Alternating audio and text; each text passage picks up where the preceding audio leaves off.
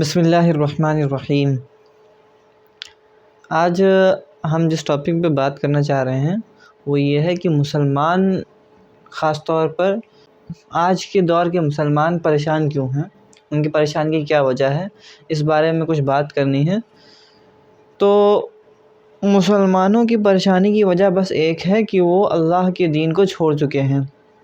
جس قوم کو یہ نہیں پتہ، جس مسلمان کو یہ نہیں پتہ کہ خالد بن ولید رضی اللہ عنہ کون ہیں، حضرت عمر رضی اللہ عنہ کون ہیں، حضرت ابو بکر رضی اللہ عنہ کون ہیں، حضرت عثمان رضی اللہ عنہ کون ہیں، تو اس قوم کے ساتھ، اس مسلمانوں کے ساتھ اور کیا ہوگا، ذلت اور رسوائی کے سوا اور کیا ہوگا۔ جس کو یہ نہیں پتہ کہ خالد بن ولید رضی اللہ عنہ کون ہیں، حضرت عمر رضی اللہ عنہ کون ہیں، تو ان کے ساتھ کیا ہو سکتا ہے۔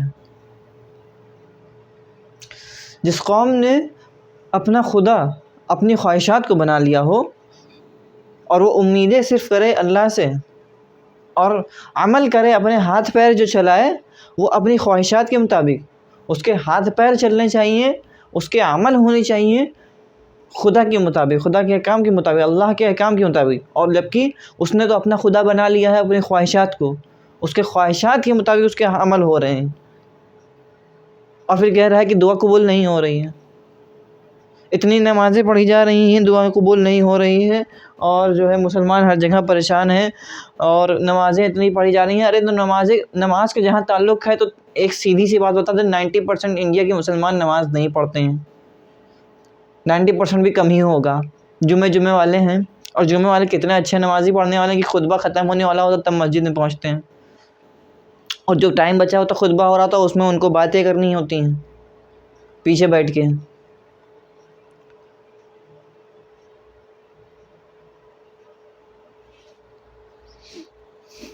اور جو 10% جو نماز پڑھتے ہیں اس میں سے ان 10% میں سے بھی 90% کو وہ لوگ ہیں جو بنا سیکھے نماز پڑھتے ہیں، نماز سیکھی نہیں، کبھی دیکھی سنی اس طریقے سے نماز پڑھتے ہیں، کبھی سیکھا ہی نہیں، پڑھا ہی نہیں، پڑھنا تو ہے ہی نہیں، پڑھنے لکھنے سے تو مسلمانوں کو کوئی واسطہ ہی نہیں ہے۔ جبکہ پہلی آیت کیا نازل ہوئی، پتہ ہی نہیں ہے کہ پہلی آیت کیا نازل ہوئی قرآن کی۔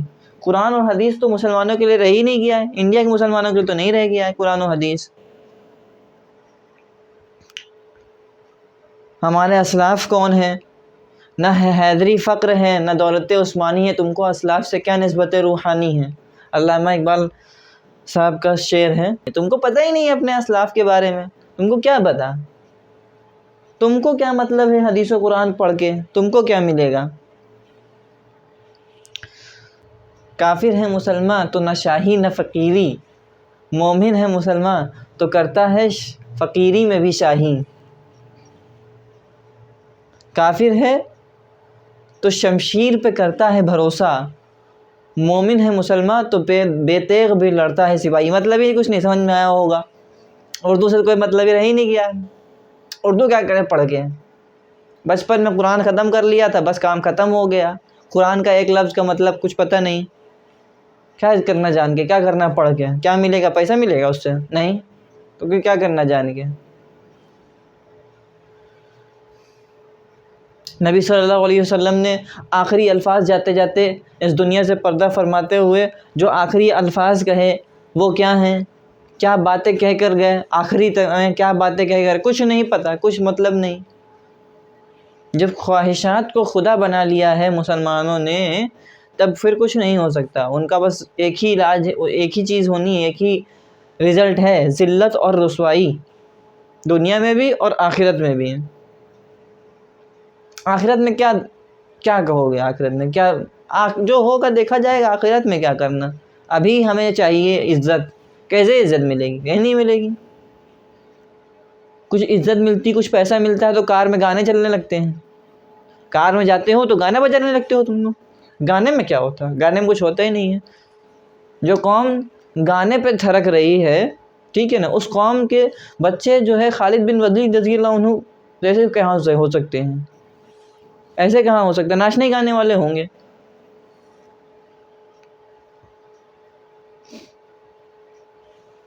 ایک اور علامہ اقبال صاحب کا شعر ہے، ہم سے کب محبت ہے؟ ہاں نیند تمہیں پیاری ہے، نیند تمہیں پیاری ہے، ہم سے کب محبت ہے؟ تمہارے خواہشات تمہیں پیارے ہیں، اللہ سے کہاں محبت ہے؟ اللہ کے رسول سے کہاں محبت ہے؟ تم کو تو بس وہی رسومات پہ لگے رہنا ہے، ٹھیک ہے، وہی رسومات پہ لگے رہنا ہے۔ جمعے کے دن نماز پڑھائی، ہو گیا کام، عید میں نماز پڑھائی، بقرعید میں نماز پڑھائی، کام ختم۔ اب اسلام کہاں ہے؟ اب دین کہاں ہے؟ اب دین سے کیا لینا دینا؟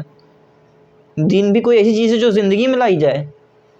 یہ تو کانسیپٹ بیٹھا ہوا ہے، کیونکہ پڑھنا لکھنا تو ہے نہیں، کچھ جاننا تو ہے نہیں، کتابیں تو سب ایسی فضول کی ہیں، ان کو تو بس خالی پڑھنا بھی اس لیے ہے، جو لوگ پڑھتے ہیں تو وہ پڑھتے بھی اسی لیے ہیں کہ کچھ ایک لفظ سمجھ نہ پائیں، ایسے پڑھتے ہیں۔ پورا قرآن پڑھ لیں گے لیکن ایک لفظ سمجھ نہ پائیں، ایسے پڑھیں گے، اس میں بھی غلطیاں ہوتی ہیں، کیونکہ سیکھا کہاں ڈھنگ سے؟ بچپن میں جو پڑھ لیا تو پڑھ لیا، بچپن میں بہت ساری چیزیں نہیں بھی سمجھ میں آئی تو نہیں آئی، جب سمجھدار ہو گئے، جب سوچنے سمجھنے والی عقل آ گئی ہے، تب دین و اسلام سے کیا لینا دینا پڑھ کے؟ بچپن میں قرآن ہو گیا تھا، مکمل ہو گیا تھا۔